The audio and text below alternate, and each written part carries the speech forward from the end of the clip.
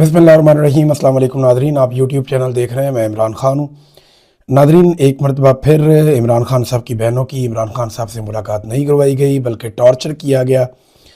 और ये बदतरीन तशद्दुद है। ये लोग वहाँ पे बैठे रहे, काफ़ी देर तक धरना दिए रहे।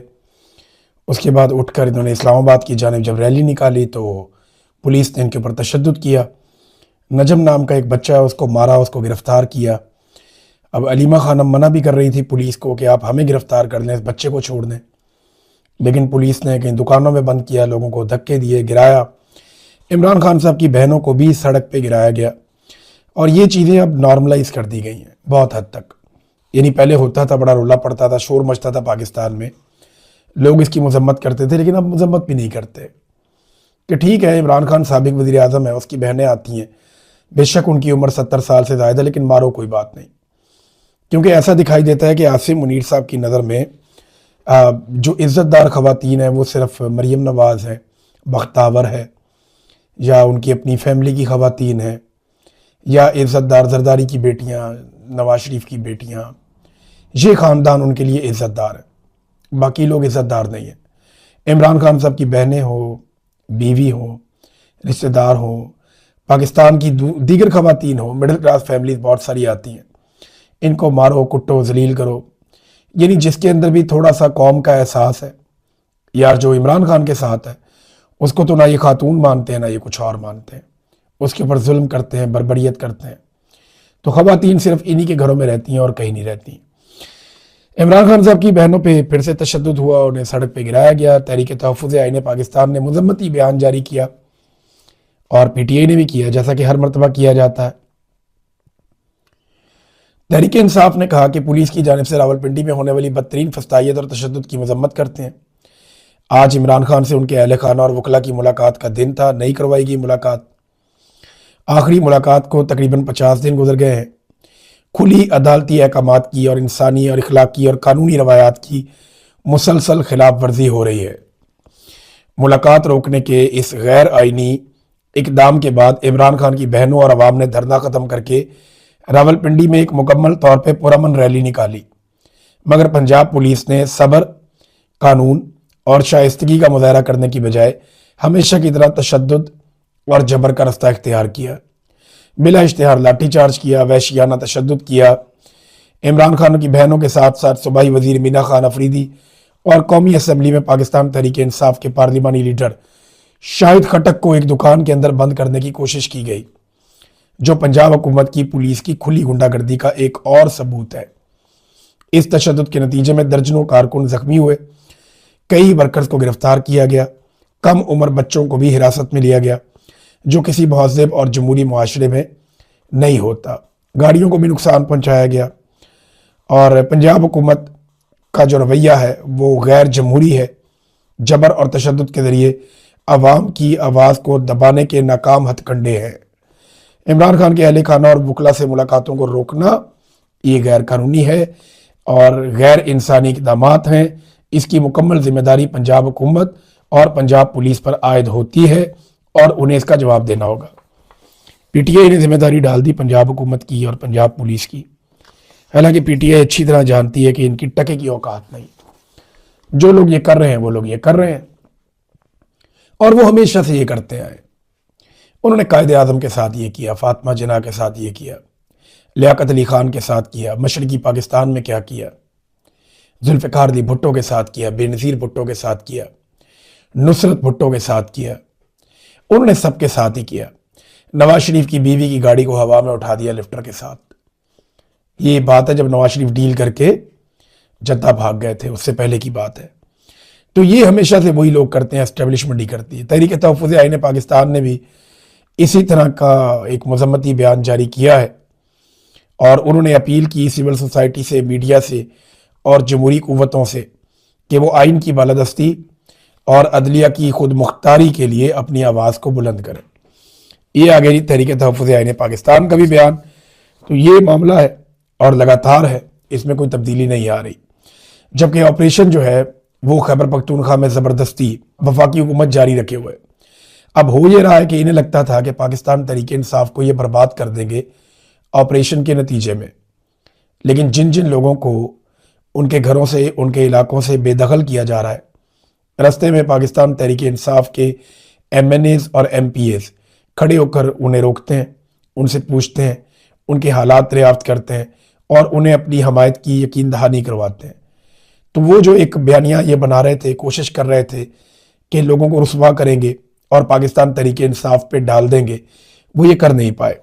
डॉक्टर अमजद ने और कुछ और दीगर लोगों ने एक नुक्ता उठाया। नुक्ता गलत नहीं है, देखें ये लॉजिकल एंड पे अगर आप देखें तो ये बात करना तो खतरनाक है कि दहशतगर्द सिर्फ कबायली इलाकों में आके लोगों को क्यों मारते हैं, शहरों में क्यों नहीं जाते।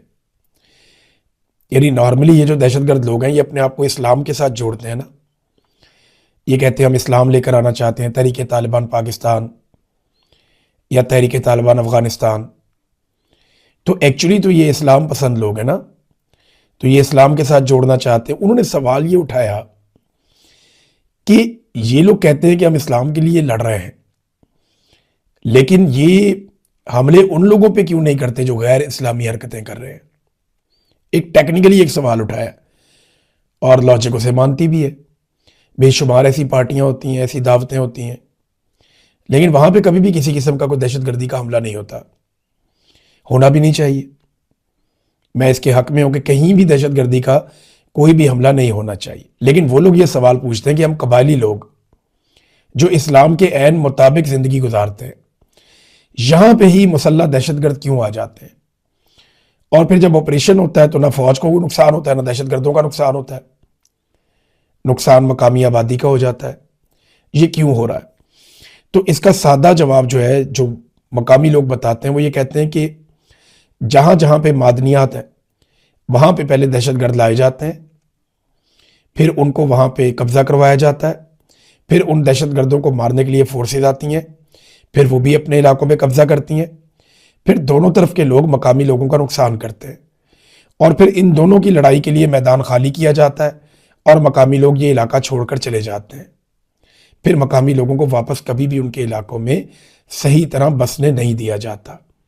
अगर लोग वापस आ भी जाएं तो वहां पे बहुत बड़े बड़े कंटोनमेंट्स बन गए होते हैं, ऐसे इलाके जहां पे पहले कभी भी फौज नहीं थी, लेकिन फौज की बड़ी बड़ी छावनियां बन जाती हैं। स्वात में आप देखें ना कितने बड़े पैमाने पे बन गई हैं, और बहुत सारे इलाकों में आप देखें जहां माजी में छावनियां नहीं थी, लेकिन अब वहां पे कंटोनमेंट्स मौजूद हैं। और ये ऑपरेशंस के बाद हुआ। फौज ये कहती है कि ये बहुत ज़रूरी है, वो इसलिए कि यहाँ पे देर पा अमन कायम करना है। मकामी लोग ये कहते हैं कि कंटोनमेंट्स बनने के बाद हमारे वसाइल के ऊपर से हमारा कंट्रोल कम हो जाता है और कंट्रोल जो है वो फौज के पास चला जाता है। ये वो फड्डा है जो मकामी लोगों के दिमाग में घुस गया। ये बात उनके दिमाग से निकलती नहीं, उन्हें लगता है कि लड़ाई उनके वसाइल पे कब्जे के लिए और कोई बात नहीं है। नादरीन, ईमान मजारी साहिबा और हादी अली चट्टा साहब, इन्होंने सारी रात गुजारी जो बार के सदर के चैम्बर में, ये उनके दफ्तर में बैठे रहे सारी रात। कुछ सहाफ़ी और दीगर एक्टिविस्ट भी वहाँ पे मौजूद थे। अब ये देखना पड़ेगा कि वो कब तक अपनी गिरफ्तारी को अवॉइड कर सकते हैं। ये नहीं, उन्हें गिरफ्तार करने का रियासत ने फैसला तो कर लिया है। मिलिट्री एस्टेब्लिशमेंट ये तय कर चुकी है कि जैसे बुशरा बीबी को, यास्मीन राशिद साहिबा को, मारंग बलोच साहिबा को, बेबू बलोच साहिबा को, जैसे सनम जावेद को, फलक जावेद को इन्होंने कैद करके बंद करके रखा हुआ है। मिलिट्री एस्टेब्लिशमेंट ये फैसला कर चुकी है कि बिल्कुल वैसे ही वो अब ईमान मजारी को भी जेल में बंद करके रखेंगे और इनके लिए भी हालात को उतना ही सख्त कर देंगे। अब इसके लिए आवाज़ सबको उठानी चाहिए। देखें, अगर आप आवाज़ नहीं उठाएंगे ना, तो मैं एक बात कहता हूँ कि बारी बारी सबकी बारी, ये आग कल आपके घर तक आएगी। एक रिक्शे वाला मारा गया, उसकी बच्चियां यतीम हो गई, बाकी रिक्शे वाले नहीं बचेंगे। एक रेडी वाला मारा गया, उसके बच्चे यतीम हो गए, बाकी रेडी वाले नहीं बचेंगे। अरशद शरीफ मारा गया, उसके बच्चे यतीम हो गए, हम बाकी सहाफ़ी नहीं बचेंगे। पाकिस्तान में सिर्फ मिलिट्री एस्टेब्लिशमेंट और उनके आलाकार या उनके हवारी बच जाएंगे।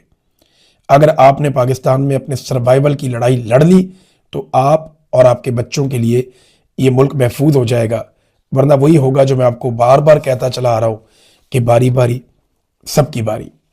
नाज़रीन, ये जो हुकूमत है ना, ये नौसरबाजों की है। जो नौसरबाज ये कहकर आया था ना कि कौम को खाना खिलाने के लिए और कौम की खातिर मैं अपने कपड़े बेच दूंगा। उनके कपड़ों के डिजाइन आज पूरी दुनिया में डिस्कस हो रहे हैं। दुनिया के महंगे तरीन कपड़े पहन के उन्होंने अपने घर की एक शादी की है। अब बहुत सारे लोग ना इस एक बहस में उलझ गए हैं कि जनाब इस शादी पे बात करनी चाहिए थी, कुछ लोग कहते हैं नहीं करनी चाहिए थी। देखिए, शादी करना सबका हक है और किसी के घर के निजी मामलात में जाना भी नहीं चाहिए, ये बात बिल्कुल दुरुस्त है।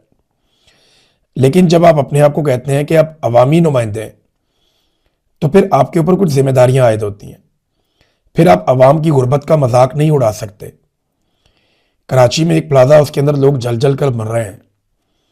दर्जनों लोगों की अब तक इत्तला आ गई कि वो उसमें जाँ बहक हो गए और अब तक 70 से जायद लोग बताए जा रहे हैं कि वो लापता हैं। ऐसी सूरत हाल में आप जश्न मना रहे हैं, आपका म्यूजिक, आपके कपड़े, आपकी सजावट, आपकी चकाचौंध वो पूरी दुनिया को दिखाई जा रही है। देखें, कुछ अर्सा पहले फील्ड मार्शल के घर में शादी हुई, लेकिन कोई भी तस्वीर या वीडियो आप लोगों ने नहीं देखी, क्योंकि फील्ड मार्शल ने यह मनसूबा बनाया होगा कि मैंने बाहर लोगों को नहीं दिखाना। लेकिन यहां पे जो शादी हुई पंजाब शरीफ के घर में, इस शादी के बाकायदा तस्वीर और वीडियोस वायरल किए गए, ऐसे क्लिप बनाए गए म्यूजिक के साथ जिनसे वो खुद ये बताना चाहते हैं कि हमारी अमारत देखो, हमारी खूबसूरती देखो, हमारी चकाचौंध देखो। जब आप खुद लाके चौक में रख देंगे, सोशल मीडिया पर रख देंगे अपने घर के सारे मामलात, तो फिर लोग उसको डिस्कस तो करेंगे ना। देखिए, रोजाना कितनी शादियां होती हैं पाकिस्तान में, बेशुमार शादियां होती हैं, लेकिन उनमें से कोई एक आधी शादी होती है जो सोशल मीडिया पे आती है। ज्यादातर लोग अपनी ये चीजें प्राइवेट रखते हैं, लेकिन जब अवामी नुमाइंदगान हो और वो अवाम को खुद दिखाएं, यही हुआ था ना वो नेपो बेबीज के साथ। जो उनके बच्चे थे ना नेपालियों के हुक्मरानों के, उन्हें बड़ा दिखावे का शौक था। वो कीमती कपड़े, जेवरात वो पहन के वीडियोस बनाते थे, उनको टिकटॉक पे, सोशल मीडिया पे डालते थे। उनके लिए इंटरटेनमेंट था। लेकिन नेपाल के बच्चे भड़क उठे। इसीलिए पाकिस्तान की नौजवान क्लास या यूथ वो आपसे नफरत करती है। वो ये देखती है कि आप लोगों ने कैसा जुल्म किया पाकिस्तानियों पे। आप खुद अमीर हो गए, पाकिस्तान गरीब हो गया, और अब आप अपनी इमारत का दिखावा भी कर रहे हैं, जो पाकिस्तानियों के दिलों को तकलीफ देता है। नादरीन, शफीउल्लाह जान साहब से एक और घटिया सवाल किया गया, इंतहाई घटिया सवाल है, मैं उसको यहां दोहराना ही नहीं चाहता। मैं होता तो शायद मेरे से बर्दाश्त ना होता, मेरे सामने कोई आदमी आकर इस तरह का सवाल करता तो बड़ा मुश्किल हो जाता मेरे से बर्दाश्त करना। लेकिन आफरीन है शफीउल्लाह जान पे कि वो उसको बर्दाश्त करके उसको सह कर निकल गए। ये पाकिस्तान की एस्टेब्लिशमेंट का मारा हुआ गंद है। जब से एस्टेब्लिशमेंट ने डिजिटल मीडिया के अपने प्लेटफॉर्म्स बनाए हैं, तब से लेकर अब तक हमें हर तरफ सोशल मीडिया पे गंद ही गंद नजर आ रहा है। हर तरफ गालम गलोच, गलाजत, कूड़ा करकट। ये सवालात कभी भी सहाफ़ी नहीं कर सकते थे, लेकिन अब ऐसे घटिया तरीन सवालात हो रहे हैं। ऐसे सवालात का सबसे बेहतरीन जवाब ही है कि आप उसे देखें और शुक्रिया अदा करके निकल जाएं, ताकि ये लोग मजीद गंदे हों, मजीद एक्सपोज हों। क्या ऐसा सवाल कोई डीजी आईएसपीआर से कर सकता है? क्या ऐसा सवाल कोई मरियम नवाज से कर सकता है? क्या किसी और से ऐसा सवाल पूछा जा सकता है? ये इंतहाई घटिया और गलीज हरकत है, और इस तरह का जो ट्रेंड है उसको परवान चढ़ाया पाकिस्तान में पाकिस्तान की एस्टेब्लिशमेंट ने और नून लीग ने खास तौर पे। तो ये बड़ी ज्यादती है। सहाफियों को भी चाहिए कि ऐसे लोगों को अपने से दूर रखें, या ऐसे सहाफियों को अपने बीच में खड़ा ही ना होने दें, आने ही ना दें, और इनकी हौसला शिकनी करें, क्योंकि ये सहाफत को गंदा कर देते हैं। ऐसा कुछ होता है तो मुझे शर्मिंदगी होती है, आपको भी होती होगी जो सहाफ़ी सुन रहे हैं। तो आप इनसे अपने आप को दूर करें, ऐसे लोगों से, ऐसे घटिया सवालात पूछने वाले और ज़ाती और निजी नौइयत के हमले करने वाले, ऐसे जो दरिंदे हैं जो आपके बीच में घुसाए गए हैं, एस्टेब्लिशमेंट ने घुसाए हैं या एस्टेब्लिशमेंट के कहने पे वो चल रहे हैं, तो इनसे आप फासला इख्तियार कीजिए। इस लेवल के घटियापन का हमारे पाकिस्तान की सहाफ़त या उनका चेहरा जो है वो इतना गंद अपने ऊपर मिलने का मुतहम्मिल नहीं हो सकता। इनसे दूर जितना अपने आप को करेंगे उतना सहाफ़ियों के लिए बेहतर है। नादरीन, सेनेट में और कौमी असम्बली में जो अपोजिशन लीडरान आए, उन्होंने आते ही पहला मुतालबा ये किया कि इमरान खान को रिहा किया जाए और इसी से पाकिस्तान के मामला हल हो सकते हैं। लेकिन मुझे नहीं लगता कि आसिम मुनीर साहब ये करेंगे या ये होने देंगे। इमरान खान साहब के दौरे हुकूमत में जो 6% वाली ग्रोथ थी, वो गुज़िश्ता 4 साल में अगर उसकी आप एवरेज निकालें ना, तो 2% भी नहीं बनती। और अभी IMF ने एक मरतबा फिर अपनी पेशन गोई पाकिस्तान की सालाना ग्रोथ के हवाले से तब्दील कर दी, 3.6 से कम करके 3.2 तक ले आए। मेरे ख्याल में ये 3 से भी नीचे आ जाएगी। और ग्राउंड रियलिटीज़ को अगर आप देखें तो ये 2 भी बहुत मुश्किल से अचीव करेंगे। लोग पाकिस्तान से पैसा निकाल कर भाग रहे हैं और आलमी मंजरनामा तब्दील हो रहा है। यानी पाकिस्तान के अंदर तो तबाही है ही, पाकिस्तान बैनुल अक़वामी सतह पर भी घुटनों पे बैठा हुआ है। और अब पाकिस्तान के हुक्मरानों को हर वो चीज़ माननी पड़ेगी जो डोनाल्ड ट्रंप कहेंगे। यानी डोनाल्ड ट्रंप जो कहेंगे आसिम मुनीर वही करेंगे, और आसिम मुनीर कर देंगे, शहबाज शरीफ साहब उसे ओन कर लेंगे। हमारे पाकिस्तान में जो दरबारी मौलवी हैं वो इन इक़दामात को ऐन इस्लामी सआदत करार दे देंगे और पाकिस्तान का मीडिया उसे एक अजीम सफारती कामयाबी भी करार दे देगा। ये है पाकिस्तान का सफारती मुस्तकबिल। जो डोनाल्ड ट्रंप करेगा, जो कहेगा, ये उसे आमीन करेंगे, उसके पीछे चलेंगे। इनके पास दूसरा ऑप्शन कोई नहीं है। इन्होंने बहुत वादे कर लिए, लेकिन डोनाल्ड ट्रंप के लिए सब कुछ अच्छा नहीं है। देखिए, 2 मुसलमान ममालिक ने ये किया है अभी कि उन्होंने ट्रंप का जो बोर्ड ऑफ पीस है उसे ज्वाइन कर लिया, जिनमें एक UAE है और जो दूसरा मुल्क है वो उसके अंदर बहरीन है। याद रखिए, ये दोनों ममालिक जो है वो 2020 में 2021 में ये अब्राहम अकॉर्ड पे दस्तखत कर चुके हैं। 2020 में ये पहले से इसराइल को तस्लीम कर चुके हैं, UAE भी और बहरीन भी। तो इनके ताल्लुकात अच्छे हैं और इन्होंने डोनाल्ड ट्रंप के बोर्ड ऑफ पीस जो है उसको ज्वाइन भी कर लिया है। ये इब्राहिम अकॉर्ड पे पहले दस्तखत कर चुके हैं। एक और बड़ी अजीब चीज़ मैं आपको बताता हूँ। आप अंदाज़ा कीजिए कि फौजी फाउंडेशन के पार्टनर है अब UAE। फौजी फाउंडेशन पाकिस्तान की फ़ौज का एक इदारा है, बड़ा कामयाब इदारा है। इसमें पार्टनरशिप मेरी है, इसके शेयर्स दिए गए हैं UAE को, और UAE भारत के साथ दिफाई मुआहदे भी कर रहा है। यानी कैसा अजीब नहीं लगता आपको कि पाकिस्तानी फ़ौज के पार्टनर्स भारत के साथ दिफाई मुआहदा कर रहे हैं? सुनने में अजीब लगता है ना, लेकिन ये आज की रियलिटी है। आपको ये फेस करना पड़ेगा। वजह यह है कि इमरान खान के खौफ ने इन्हें हर दर पे सजदा करने पे मजबूर कर दिया। पाकिस्तान की इकॉनमी को इतना बर्बाद कर दिया कि अब आपको दुनिया की बातें माननी पड़ेंगी। देखिए, जो गैर मुस्लिम ममालिक हैं वो खड़े हो गए, वो डट गए। उन्होंने कहा जी हम नहीं मानते। डोनाल्ड ट्रंप के खिलाफ वो खड़े हो गए और उन्होंने कहा जी नहीं, हम ये बोर्ड ऑफ पीस का ज़बरदस्ती आप हमें रुकन बना रहे हैं, हम नहीं बनते। इसके ऊपर इनकार किया बहुत सारे लोगों ने। ये मेरे सामने बहुत सारी डिटेल है, लोगों ने बड़े सख्त अल्फाज बोले हैं। यहाँ सर्बिया के सदर जो है अलेक्जेंडर, उन्होंने यूरोप में खिताब किया। ये वर्ल्ड इकनॉमिक फोरम एक चल रहा है इजलास उसका। उन्होंने कहा हम एक ऐसी दुनिया का मुशाहिदा कर रहे हैं जहाँ अब कोई उसूल और कोई ज़ाब्ता बाकी नहीं रहा। बड़ी मछलियाँ छोटी मछलियों को खा रही हैं और अब वो इस बात पे कुछ छुपाने की कोशिश भी नहीं करते इस बात को।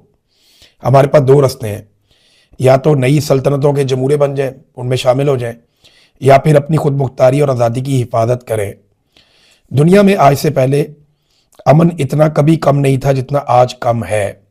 दूसरी जंग अजीम के बाद सबसे ज़्यादा बुरा साल गुज़िश्ता साल यानी 2025 था। ये साल उससे भी बुरा होगा और अगला साल उससे भी बदतर होगा। फिर इसके बाद जनाब दीगर जो आलमी रहनुमा हैं उन्होंने भी बातचीत की। पोलैंड के वज़ीर आज़म ने ये डोनाल्ड टस्क, इनका जो ट्वीट है, उन्होंने कहा जी खुशामद या मसालियत, यानी आप या तो खुशामद कर लें और आपके पास 2 ही रास्ते हैं अब इस वक्त, आपके पास कोई तीसरा रास्ता नहीं है, ना अपने दुश्मनों के सामने और ना ही अपने इत्तेहादियों के सामने। खुशामद का मतलब कोई नतीजा नहीं, इसमें सिर्फ जिल्लत है। और इस वक्त यूरोपी जारे मिजाजी और खुद एतमादी वक्त की ज़रूरत बन चुकी है। यानी वो कह रहे हैं कि हमें थोड़ा सा फ्रंट फुट पे आना पड़ेगा, जारहाना होना पड़ेगा। कनाडा के वज़ीर आज़म ने भी अमरीकी क़यादत में चलने वाले ग्लोबल ऑर्डर के खात्मे का ऐलान कर दिया। ये वो ममालिक हैं जो हमेशा से अमेरिका के साथ खड़े थे। इनमें जनाब कैनेडियन वज़ीर आज़म ने जो एक तकरीर की उसके ऊपर बेशुमार लोग तारीफ़ें कर रहे हैं और पूरी दुनिया ये कह रही है कि कैनेडियन वज़ीर आज़म ने बिल्कुल ठीक बात की है कि जो अमेरिका का एक कंट्रोल है ग्लोबल ऑर्डर के ऊपर, उसके खात्मे का ऐलान होना ज़रूरी है। ये डेनमार्क से ताल्लुक़ रखने वाले यूरोपीय पार्लियामेंट के एक रुकन हैं। इन्होंने एक खिताब करते हुए वर्ल्ड इकनॉमिक फोरम पे बड़ा सख्त जुमला बोला। अब बड़ा ही सख्त जुमला उन्होंने डोनाल्ड ट्रंप के बारे में कहा कि मुझे इजाज़त दें कि मैं ये बात इन अल्फाज में कहूँ जो शायद आपको समझ आ सके। मिस्टर प्रेसिडेंट, दफ़ा हो जाओ, और लानत भेजी उन्होंने डोनाल्ड ट्रंप पे। तो ये इस वक्त डोनाल्ड ट्रंप और अमेरिका के हालात हैं।